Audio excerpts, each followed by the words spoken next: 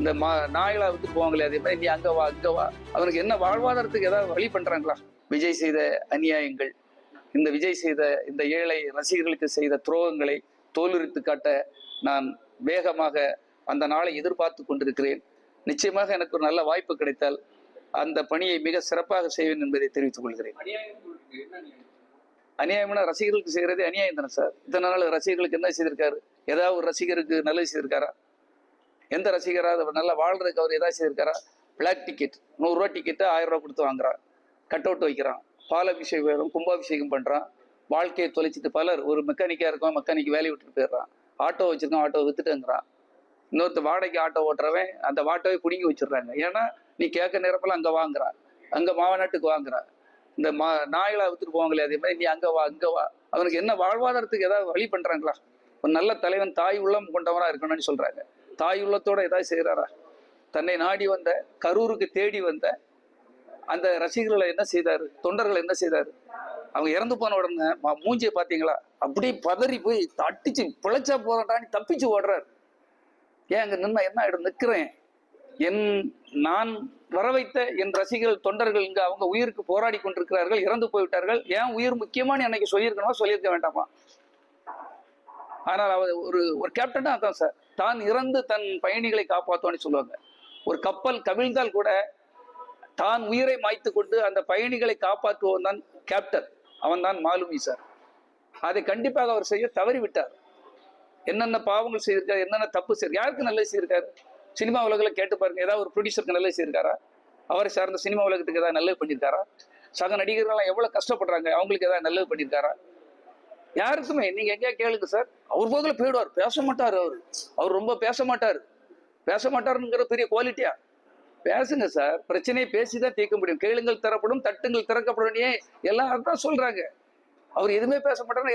என்னைக்கு பேசுவீங்க? பிரஸ் கண்டா பேச மாட்டாரு, சொந்த பந்தங்கள் வந்தா பேச மாட்டாரு, ஒருத்தர் தோல்வி உடந்து கஷ்டப்பட்டு ஒருத்தன் வெளியே வந்தா பேச மாட்டான்.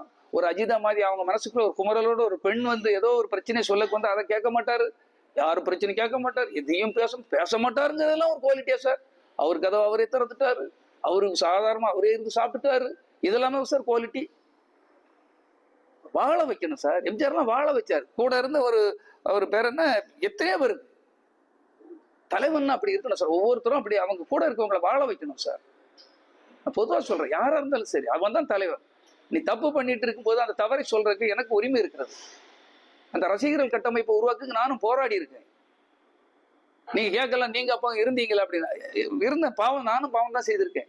அந்த பாவத்துக்கு விமர்சனம் தேடக்கூடாதா? தப்புன்னு தெரிஞ்ச பிறகு திருந்தக்கூடாதா? திருந்த பார்க்கிறோம், திருத்துவோம்.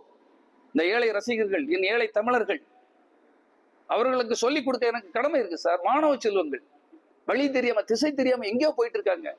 ஒரு பையன் பார்த்தீங்கன்னா, அவங்க அம்மாவுக்குள்ள ஆபரேஷனுக்கு பண்ணக்கூடிய பணத்தை எடுத்து 1000 அப்ளிகேஷன் ஃபார்ம் வாங்கியிருக்கான். போய் விருப்ப மனு, யாரெல்லாம் அதிக மனு வாங்குறீங்களோ தலைவர் உங்களை பாராட்டுவார், போட்டோ எடுப்பார் அப்படின்னு சொல்லி ஏமாத்துறாங்க. இன்னும் நீங்க ஏமாத்தாதீங்க. அந்த கவர்ச்சி அரசியல் பண்ணாதீங்க, சினிமா அரசியல் பண்ணாதீங்க. பாவங்கள்ங்க, ஏழைகள்ங்க, அவங்களுக்கு ஒரு வாழ்க்கை இருக்கு இல்லையா? அவங்களுக்கு ஒரு குடும்பம் இருக்கு இல்லையா? அம்மா அப்பா இருக்காங்க இல்லையா? அவனும் கல்யாணம் பண்ணி வாழ்க்கை வாழண்டுமா வாழ வேண்டாமா? எதிர்நீச்சல் போடணுமா போட வேண்டாமா? இன்னும் 5 டைலாக் 1 டைலாக்கே விட்டுட்டு இதே சொல்லிட்டு இருந்தா அவங்க வாழ்வாதாரத்தை பற்றி நீங்க நினைச்சு பாருங்க. எதையாவது ஒரு நல்லது செய்திருக்காரா? டேய் படிங்கடா, தொழில் பண்ணுங்கடா, என்ன தேடி வராதிங்கடா, இது வாழ்க்கை இல்லை, ஏதாவது சொல்லி கொடுத்துருக்காரா இது வர? மாதிரி இந்த தப்பை யாரு சார் சொல்லி கொடுக்கறது? தளபதினு சொல்லிட்டு இருந்தா போதுமா? உங்கள் விஜய் உங்கள் விஜய் உங்கள் விஜய்டா அப்படின்னு சொன்னா போதுமா? அது என்ன, ஏதாவது சாப்பாடு தந்துருமா சார்? யாராவது வேலை கிடைச்சிருமா? ஏதாவது தொழில் நடந்துருமா? எதுவுமே நடக்காது. வாழ்க்கையை பின்னோக்கி செல்ல, வாழ்க்கையை வேறு திசைக்கு திருப்புகின்ற விஜயுடைய அந்த பிற்போக்குத்தனத்தை கண்டிப்பாக நான் தட்டி கேட்பேன். பிரச்சாரம் ஒவ்வொரு இடத்திலையும் பிரச்சாரம் செய்வேன். அதாவது திராவிட கழகம் பாத்தீங்கன்னா அவ்வளவு நல்லது பண்ணிட்டு இருக்காரு மாண்புமிகு முதலமைச்சர் அவர்கள். அவர்களுடைய சேவைகளையும் அவர் செய்கின்ற தொண்டையும் நான் உலகம் பூதா எடுத்து சொல்லுவேன் என்பதை இந்த நேரத்தில் தெரிவித்துக் கொள்கிறேன். அது மிகப்பெரிய அடி, மிகப்பெரிய துரோகம் சார், மக்களுக்கு செய்த துரோகம் சார். சார் அந்த இடத்தை தேர்வு பண்ணது யாரு சார்? நீங்க. வேண்டான்னு சொன்னப்பறம் அந்த இடம் தான் வேணுங்கிறீங்க. அந்த மக்களை கூப்பிட்டது யாரு சார்? நீங்க. நீங்க வாங்க அவங்க அப்படி தலைவரை பார்க்கலாம் அவரை பார்க்கலாம் போட்டோ எடுக்கலாம்னு சொல்லி ஏமாத்தி கூப்பிட்டது நீங்க. நீங்க சொன்ன டைமுக்கு நடத்தாம டைமை மாத்தினது யாரு? நீங்க.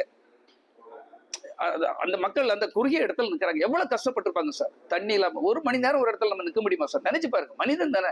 அப்ப நீ அந்த மனிதர்களை பற்றி, உன் தொண்டனை பற்றி, உன்னுடைய ரசிகனை பற்றி யோசிக்கலையே. நீங்கெல்லாம் எந்த இடத்துல இருந்து வந்து அதையும் ஒரு சப்போர்ட் பண்றாங்க பாருங்க. அதை பத்தி வந்து வெளியே பேசுறாங்க. சினிமாக்கு தடணும் அதை பத்தி இந்த கட்சிக்காரங்களும் அந்த அரசியல்வாதிகளும் அவங்களோட கட்சி ரசிகர்கள் பேசுறாங்க. போலி அரசியல்வாதிகள் சார். இப்போ செங்கோட்டை மாதிரிலாம் ஒரு போலி அரசியல்வாதிகளுக்கு வந்துட்டாங்க. 50 வருஷம் நல்லா உண்டு கொளுத்தாச்சு சார். அவருக்கு என்ன சார் வேண்டி எனக்கு ஃபுல்லா எஸ்டேட்டு, ஃபுல்லா என்ன ஹவுஸ், கெஸ்ட் ஹவுஸ்கள், அது இதுன்ட்டு இந்த 50 ஆண்டுகள் அவர் பல பணங்களை சேர்த்துட்டார் சார். நிறைய ஊழல் பண்ணியிருக்காரு. கணக்கில்லாத பணத்தை சேர்த்துட்டாரு சார். இனி அவருக்கு ரெஸ்ட் எடுக்க ஒரு இடம் வேணும் சார். அவர் மக்களுக்கு சேவை செய்ய வந்திருக்காரு. கண்டிப்பாக டெபாசிட் இழப்பார் சார். செங்கோட்டையனை பற்றி சொல்றேன் சார். அவர் என்ன சார் பண்ணிவிட்டார்? நாட்டுக்கு துரோகம் பண்ணியிருக்காரு. ஒரு எம்ஜிஆர் பண்ற ஒரு பெரிய மாமேதைகள் வளர்த்த கட்சிக்கு, அந்த கட்சிக்கு துரோகம் பண்ணிட்டு வந்திருக்கிறாரு.